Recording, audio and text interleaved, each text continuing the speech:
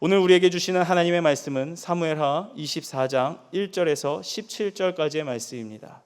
사무엘하 24장 1절에서 17절까지의 말씀인데 본문이 다소 긴 관계로 사무엘하 24장 10절에서 17절까지의 말씀만 읽겠습니다. 구약성경 506면쯤에 있는 사무엘하 24장 10절에서 17절 말씀입니다. 교독하시겠습니다. 다윗이 백성을 조사한 후에 그의 마음에 자책하고 다윗이 여호와께 아뢰되 내가 이 일을 행함으로 큰 죄를 범하였나이다. 여호와여 이제 간구하옵나니 종의 죄를 사하여 주옵소서. 내가 심히 미련하게 행하였나이다 하니라.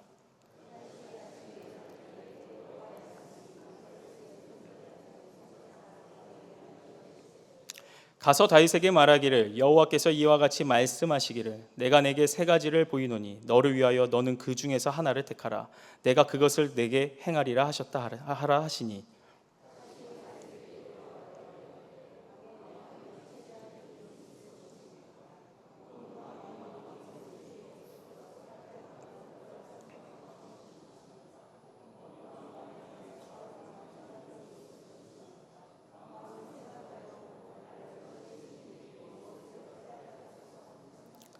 다윗이 가세게 이르되 내가 고통 중에 있도다. 청하건대 여호와께서는 긍휼이 크시니 우리가 여호와의 손에 빠지고 내가 사람의 손에 빠지지 아니하기를 원하노라 하는지라.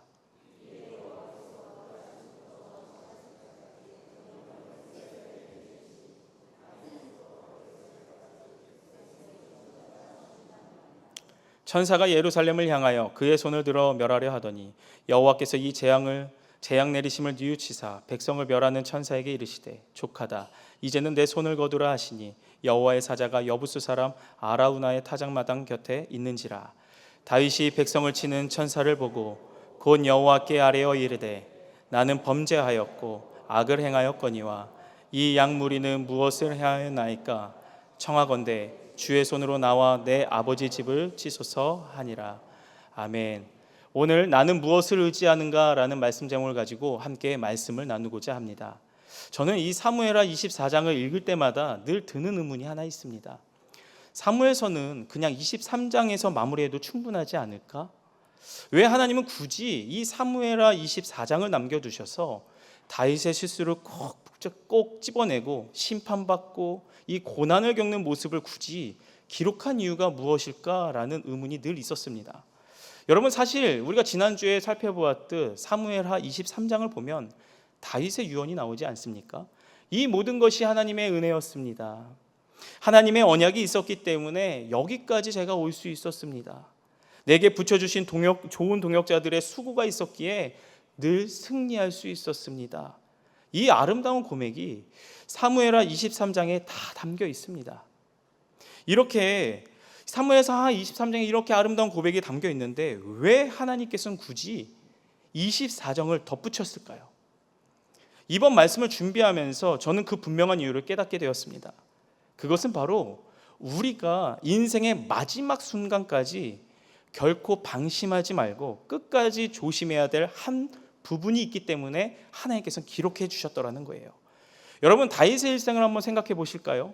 그의 삶은 하나님의 크신 구원과 놀라운 인도하심으로 늘 승리하는 삶을 살아갔습니다.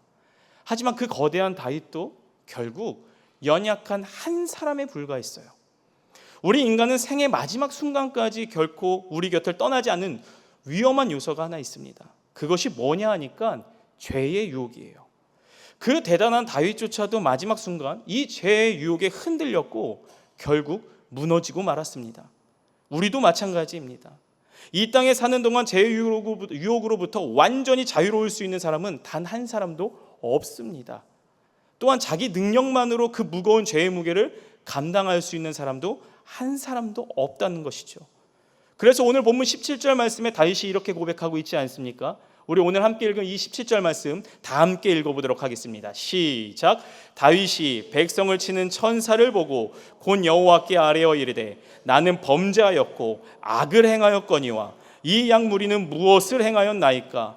청하건대 주의 손으로 나와 내 아버지의 집을 치소서 하니라. 다윗은 지금 고백합니다. 자신이 범죄하였고 악을 행하였다고요. 그렇다면 여기서 죄를 범하였다는 것은 무엇이고 악을 행하였다는 것은 어떤 의미를 갖고 있을까요? 구약 성경에서 죄를 뜻하는 히브리어 단어 하타는요, 우리의 마음의 중심에 하나님을 벗어났다라는 뜻을 담고 있습니다. 근데 기가 막히게도 신약 성경에서는 죄를 뜻하는 이 헬라어 하마르티아, 관역을 빗나갔다라는 의미와 같습니다. 하나님과 멀어진 상태, 하나님을 향한 영적인 초점이 어긋난 상태가 바로 죄라는 거예요. 그렇다면 악은 무엇일까요? 악은 그렇게 하나님과 멀어진 인생에 맺히는 결과물들이라는 거죠.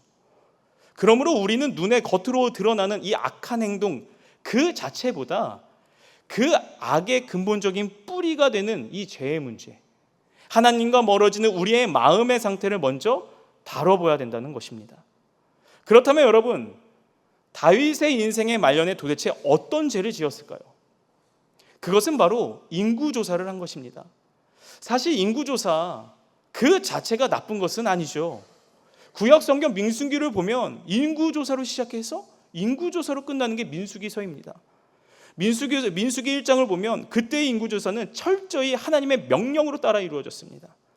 모세는 하나님의 말씀에 순종하여 백성들의 수를 세었어요. 하나님께서 당신의 언약을 얼마나 신실하게 지켜가시는가, 바로 이것이 민수기에 나와 있는 인구조사였습니다.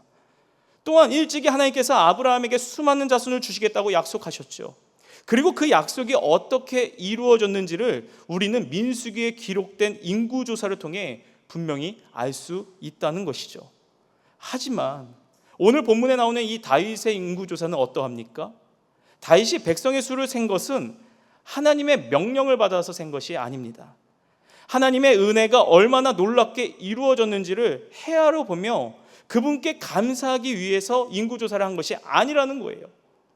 그가 인구조사를 강행하며 드러내고자 했던 단 한 가지 이유는요, 자신이 얼마나 위대한 왕인지를 과시하기 위함이었다는 것이죠. 결국 다윗이요, 하나님께서 마땅히 받아야 될 그 영광을 가로채어 자신의 영광으로 삼아버리는 이 크나큰 어리석음을 범하고 맙니다. 오늘 본문 1절 말씀입니다. 제가 읽도록 하겠습니다. 여호와께서 다시 이스라엘을 향하여 진노하사 그들을 치시려고 다윗을 격동시키사 가서 이스라엘과 유다의 인구를 조사하라 하신지라. 1절 말씀을 자칫 잘못 읽으면 큰 오해를 낳을 수 있습니다. 마치 하나님께서 이 가만히 잘 있는 다윗을 억지로 부추겨서 일부러 죄를 짓게 만드신 것처럼 느낄 수 있기 때문입니다. 근데 이 구절의 참된 의미를 알기 위해서는 병행 구절인 역대상 21장 1절 말씀을 함께 보아야 합니다. 우리 역대상 21장 1절 말씀 우리 화면 보시면서 함께 읽도록 하겠습니다. 사탄이 일어나 이스라엘을 대적하고 다윗을 충동하여 이스라엘을 계수하게 하니라. 사무엘하 24장에서는 하나님께서라고 기록되어 있고, 지금 저와 여러분들 방금 읽었던 역대상 21장 1절에서는 누구라고 얘기합니까? 사탄이. 그러니까 사탄이 충동하여 다윗을 그렇게 만들었다라고 기록되어 있습니다. 그러니까 우리가 사무엘하 24장 1절과 역대상 21장 이걸 볼 때 혼란스러울 수밖에 없어요. 하지만 분명한 것은요, 선하신 하나님께서 아무 죄 없는 다윗을 충동질하여 이 죄로 몰아넣으실 리는 결코 없습니다. 본문에서 격동시키다라는 단어를 원어로 보면 감정적으로 강하게 충동했다라는 의미를 가지고 있어요. 즉 다윗이 기도하며 심사숙고해서 내린 결정이 아니라 감정적으로 확 밀려오는 이 교만에 의해 충동적으로 내린 결정이었다는 거예요. 오늘 본문의 인구조사가요. 여러분, 이 교만한 마음에는 항상 사탄이 강력하게 역사합니다. 베드로전서 5장 8절 말씀 모두가 다 알죠. 근신하라 깨어라. 너희 대적 마귀가 우는 사자와 같이 두루다니며 삼킬 자를 찾느니. 우리가 하나님 앞에 겸손하게 엎드려 있으면 사탄이 비집고 들어올 틈이 없어요. 그러나 우리의 교만은 사탄에게 틈을 내어주고 결국 사람을 미련하게 만들어 버린다는 것입니다. 그토록 영적으로 깨어 있었고 지혜로웠던 다윗조차도 교만에 사로잡히는 그 짧은 순간에 이토록 미련한 결정을 내리고 말았다는 것이죠. 그러므로 성경이 하나님께서 다윗을 격동시켰다라는 표현은 죄 없는 사람을 억지로 부추기셨다라는 뜻이 아닙니다. 내면에 교만에 사로잡혀 사탄에게 휘둘리고 있는 이 다윗을 하나님께서 강제로 막지 않으시고 그저 내버려 두셨다는 의미예요. 그동안 우리가 사무엘서를 통해서 보았듯 다윗은 당시 주변의 모든 나라들을 다 제압했죠. 가장 강하고 가장 센 블레셋도 완전히 굴복시켜 버렸습니다. 또한 출애굽 때부터 광야에서 끊임없이 이스라엘을 쫓아다녔던 그 모압 족속, 그들도 조공을 바치는 신세가 되어버렸어요. 에돔 족속과 수리아 족속들 역시 이스라엘의 종이 되어버렸습니다. 그래서 역대상 14장 17절 말씀을 보면 이렇게 기록되어 있습니다. 다윗의 명성이 온 세상에 퍼졌고 여호와께서 모든 이방 민족으로 하여금 다윗을 두려워하게 하셨다라고 기록되어 있다는 것이죠. 게다가 이 아들 압살롬의 반역으로 겪었던 뼈아픈 시련도 다 끝이 났고 다윗은 지금 이스라엘의 강력한 왕으로 굳건하게 자리 잡고 있었다는 것입니다. 그런데 여러분, 바로 그때 아무 일도 일어나지 않는 바로 그때 위기가 찾아왔습니다. 모든 것이 평안해진 그때 다윗은요, 마치 내가 이렇게 대단한 왕이야 라면서 자신의 힘과 업적을 뽐내기도 하듯 군사령관 요압 장군을 곁으로 불러내서 이렇게 명령하고 있는 거예요. 2절 말씀입니다. 이에 왕이 그 곁에 있는 군사령관 요압에게 이르되 너는 이스라엘의 모든 지파 가운데로 다니며 이제 단에서부터 브엘세바까지 인구를 조사하여 백성의 수를 내게 보고하라 하니. 다윗이 요압 장군에게 내린 이 짧은 명령 속에서는 아주 심각한 영적 문제가 숨겨져 있습니다. 뭐냐 하니까 제사장이 아닌 군사령관에게 인구조사를 시켰다는 것입니다. 과거 모세의 시절을 인구조사는 어떻게 시켰냐면 모두 하나님께서 명령하셨고 그 일은 철저히 군사령관이 아니라 제사장들이 주도했습니다. 그런데 다윗은 제사장이 아니라 군대를 총괄하는 요압 장군을 앞세워 이 일을 지시한 것입니다. 또한 2절 말씀 하반절을 다시 한번 보시길 바랍니다. 백성들의 수를 나에게 보고하라. 이 말은 엄밀히 따져보면 하나님의 통치와 주권에 정면으로 부정하는 말과도 같습니다. 왜 그렇습니까? 이스라엘 백성들의 진정한 왕이시요 유일한 통치자는 오직 한 분, 하나님이시기 때문에 그렇습니다. 그런데 하나님의 명령도 없이 왕이 그것도 단독해서 강행한 이 인구조사는 마땅히 하나님이 앉아야 되실 그 영광의 자리에 자신이 떡하니 앉으려 했던 엄청난 월권이자 교만이었다는 것이에요.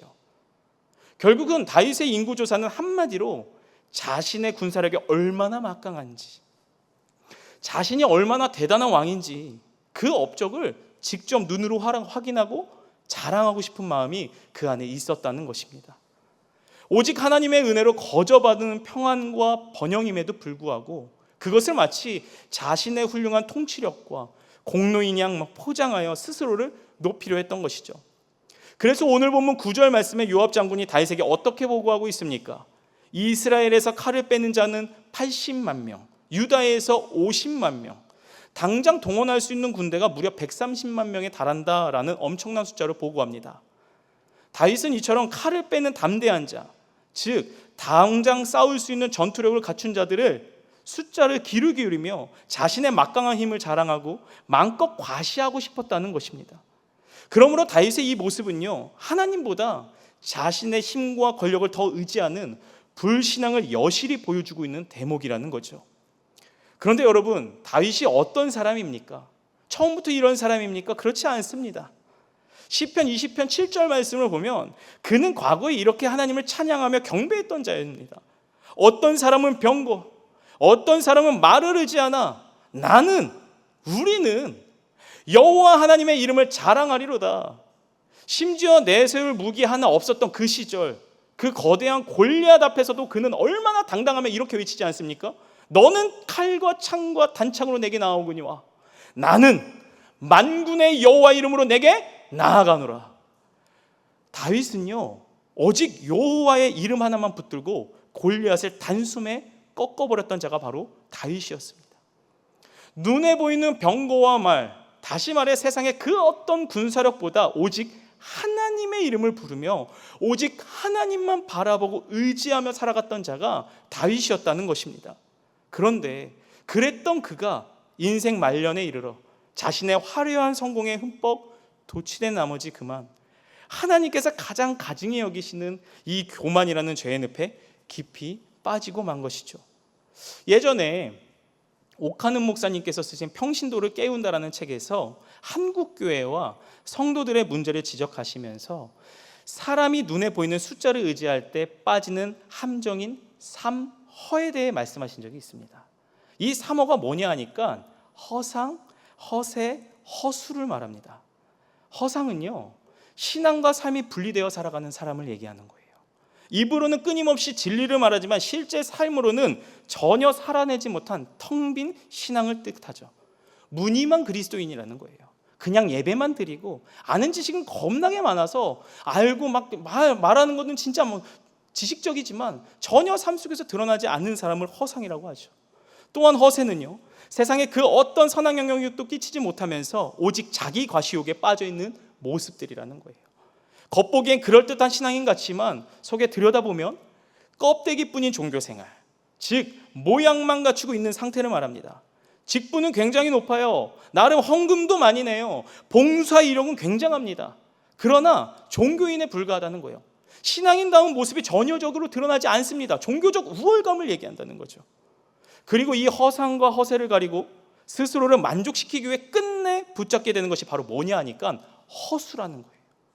높은 통계치, 거대한 규모, 양적인 숫자의 크기가 곧 나의 성공이라고 착각하며 살아가는 자가 허수라는 거죠. 오늘 본문의 다윗을 보세요. 먹고 살만하고 나라가 안정되니까 하나님의 은혜는 까마득하게 잊어버리고 이 모든 번영과 평안의 근거가 마치 자신의 능력 때문에인 것처럼 착각하고 살고 있지 않습니까?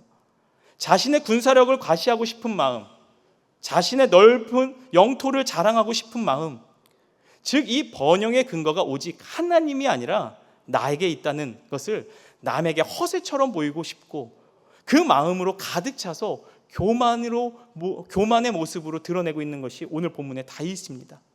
그래서 우리가 오늘 본문을 통해서 반드시 기억하고 주의할 것이 있어요. 우리 눈에 보이는 것만 우상이 아니라는 것입니다. 내 마음 가운데 하나님보다 내가 더 의지하는 것, 하나님보다 나를 더 나타내고 싶은 그 허상, 그러니까 나 자신이 가장 무서운 우상이 될 수 있다는 사실입니다.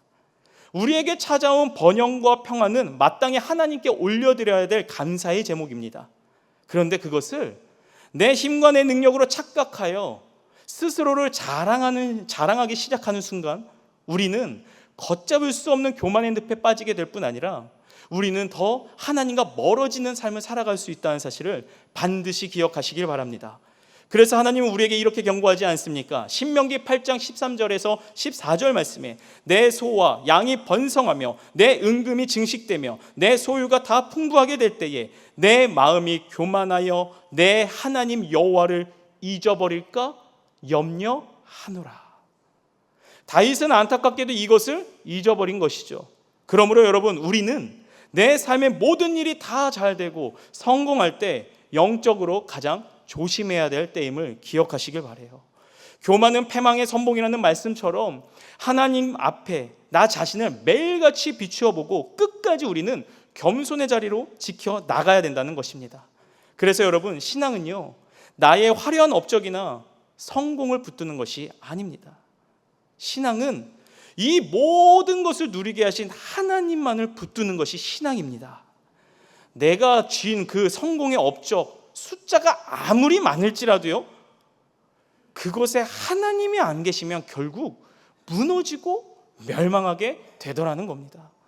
반대로 내가 가진 것 아무리 적고 초라해도 하나님이 함께 하시면, 하나님이 동행하시면 가장 견고하게 서게 된다는 사실을 반드시 믿으시길 바랍니다.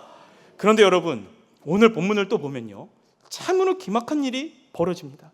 다윗의 명령에 따라 이 요압은 9개월 20일이라는 긴 시간 동안 인구조사를 마친 후 왕에게 와서 보고를 하는데요, 그 보고를 들은 이 다윗의 태도를 한번 보십시오. 다윗의 태도가 어떻습니까? 그토록 원하던 막강한 군사의 숫자를 확인했고 대단히 만족하며 흐뭇해가지고 기뻐하는 게 정상 아닙니까? 하지만 도리어 오늘 다윗의 모습은요, 만족을 누리기는커녕 이 깊은 양심과 가책을 느끼게 됩니다. 오늘 보면 10절 말씀입니다. 우리 10절 말씀 다 함께 읽도록 하겠습니다. 시작. 다윗이 백성을 조사한 후에 그의 마음에 자책하고 다윗이 여호와께 아뢰되 내가 이 일을 행함으로 큰 죄를 범하였나이다. 여호와여 이제 간구하옵나니 종의 죄를 사하여 주옵소서. 내가 심히 미련하게 행하였나이다 하니라. 여기서 자책이라는 단어, 이 단어를 히브리 원문을 보면 놀랍게도 때리다, 강하게 치다라는 뜻이 담겨 있습니다. 사실 이제껏 이 다윗의 영적으로 깊이 혼미해져 있었어요. 자기가 고집부리며 강한 일이 이 죄인지 아닌지조차 모를 만큼 영적으로 분별력이 완전히 상실한 상태였습니다. 그런데 바로 그 순간 성령께서 무감각해져 있던 이 다윗의 양심을 마치 방마귀로 때려치듯 꽉꽉 때려치기 시작한 거예요. 그 강력한 성령님의 찔림 앞에 영적인 잠에서 번쩍 깬 다윗은요, 곧바로 무엇을 하고 있습니까? 여호와께 엎드려 이렇게 고백하고 있어요. 내가 이 일을 행함으로 큰 죄를 범하였나이다. 여호와여 이제 간구함나니 종의 죄를 사하여 주시옵소서. 내가 심히 미련하게 행하였나이다. 여러분, 사람이 자신의 행동이 하나님 앞에 끔찍한 죄라는 사실을 깨닫는 순간 가장 밀려오는 감정이 무엇인지 아십니까? 부끄러움입니다. 왜 그렇습니까? 그동안 화려한 성공과 교만으로 겹겹이 포장해왔던 자기 내면의 그 추악한 민낯이 고스란히 마주하게 되기 때문이죠.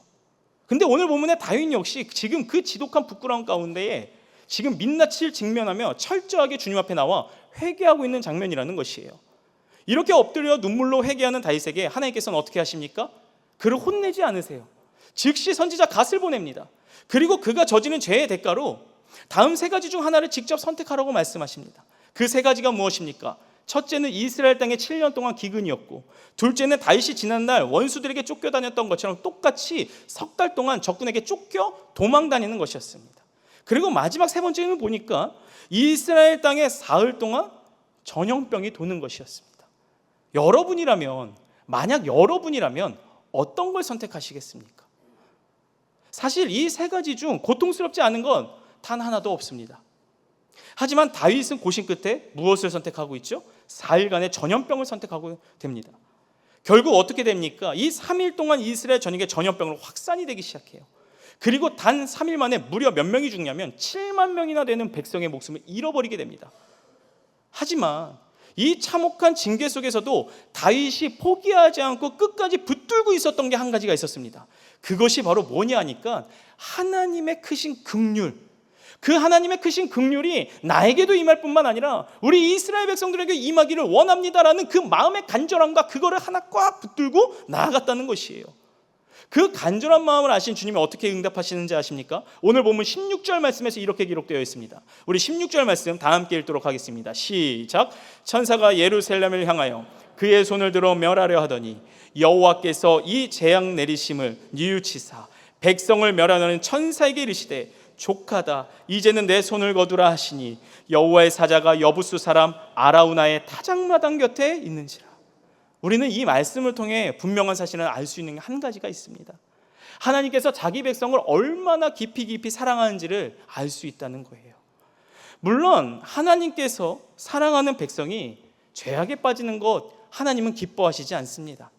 하지만 동시에 자기 백성들이 그 죄로 인하여 형벌받고 고통 속에 죽어가는 건 역시 결코 기뻐하지 아니하시는 분이 바로 우리 하나님이시라는 것입니다. 그리고 오늘 본문은 이 뼈아픈 징계의 사건을 통해 하나님께서 세우신 왕 다윗이 철저하게 자신의 죄에서 돌이켜 다시금 참된 하나님의 백성으로 회복되는 모습을 오늘 본문은요 우리에게 보여주고 있다는 것이죠. 사랑하는 성도 여러분, 오늘 우리는 다윗이 그 인생의 말년 교만, 이 교만이라는 죄의 유혹에 넘어지는 안타까운 모습을 발견하게 되었습니다. 보았죠. 인생 70년 황혼기에 접어들었던 다윗, 어쩌면 이제는 인생의 모든 풍파와 유혹으로부터 초연해질 법도 한 나이입니다. 하지만 그럼에도 불구하고 교만은 여지없이 이 다윗의 빈틈을 파고들어 그를 처참하게 무너뜨리고 말았습니다. 그는 자신이 이룬 업적을 사람들에게 인정받고 만천하에게 드러내고 싶었습니다. 자신이 얼마나 위대하고 강한 왕인지를 마음껏 과시하고 싶었다는 것이죠. 하지만 여러분, 이것은 다윗의 완벽한 착각이었다는 거예요. 그가 지금의 왕의 자리에 오르기까지 엄밀히 말하면 자신의 능력으로 이룬 것은 단 하나도 없었습니다. 만약 하나님께서 그 숱한 전쟁에서 승리를 허락하지 않으셨더라면 그는 진짜 전쟁터에서 목숨을 잃었을 것이에요. 무엇보다 하나님께서 다윗을 택하여 왕으로 세우지 않으셨더라면 그는 지금 이 찬란한 영광을 단 하나도 누리지 못했을 것입니다. 그가 누리는 모든 평화는 오직 하나님께서 주신 은혜요, 그가 가진 모든 것은 바로 다 하나님의 것이었다는 것이죠.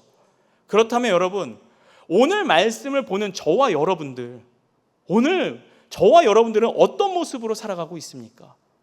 우리들의 모습은 어떻냐는 거예요. 지금 내가 누리고 있는 이 모든 것들은 마치 내 힘과 능력으로 이룬 것 양 자랑하며 살아가고 있지는 않습니까? 이 모든 것을 베풀어 주신 하나님께 감사하기보다는 은근히 남들에게 내 성취를 드러내고 가시하고 싶지 않냐라는 거예요. 우리는 끊임없이 내가 이만큼 해냈어, 내가 이만큼 쌓아 올라갔다니까, 늘 내 자신을 내세우고 싶어 합니다. 심지어 거룩해야 될 신앙생활에서도요, 내가 얼마나 대단한 교회를 다니는지, 내가 어떤 직분을 가졌는지, 내가 어느 부서에서 어떻게 얼만큼 헌신을 하는지 은연중에 자랑하려고 들 때가 얼마나 많은지 모르겠습니다. 여러분, 내 안에 이러한 교만의 모습이 꿈틀거릴 때마다 우리는 즉시 바로 엎드려 회개해야 될 때라는 것을 믿으시길 바랍니다. 이 무서운 교만의 싹이 더 자라나기 전에 십자가 앞에 철저히 내려놓고 주님 앞에 죄에 대한 관계는 끊어버리고 하나님 앞에만 집중해야 된다는 것이에요. 그렇다면 어떻게 해야 우리가 우리의 삶 가운데에 교만의 싹이 자라지 않도록 막을 수 있을까요? 비결은 단 하나뿐이에요. 다른 것이 없어요. 주일날도 목사님께서 말씀하셨죠. 하나님과 동행하는 삶.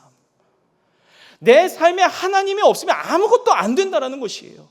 그래서 매일같이 기도의 자리에 나오라는 것입니다.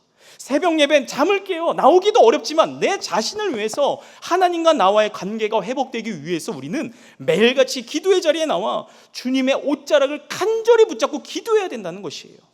주님 앞에 무릎 꿇을 때 우리는 비로소 내가 얼마나 무능력한 존재인지, 연약한 존재인지를 깨닫게 된다는 사실이죠. 더 나아가 오직 위에서 부어주시는 하나님의 은혜가 없으면 저는 오늘도 단 하루도 살아갈 수가 없습니다라는 이 고백이 나오더라는 겁니다. 사랑하는 성도 여러분, 오늘도 주님은 우리에게 하루라는 시간을 주셨습니다.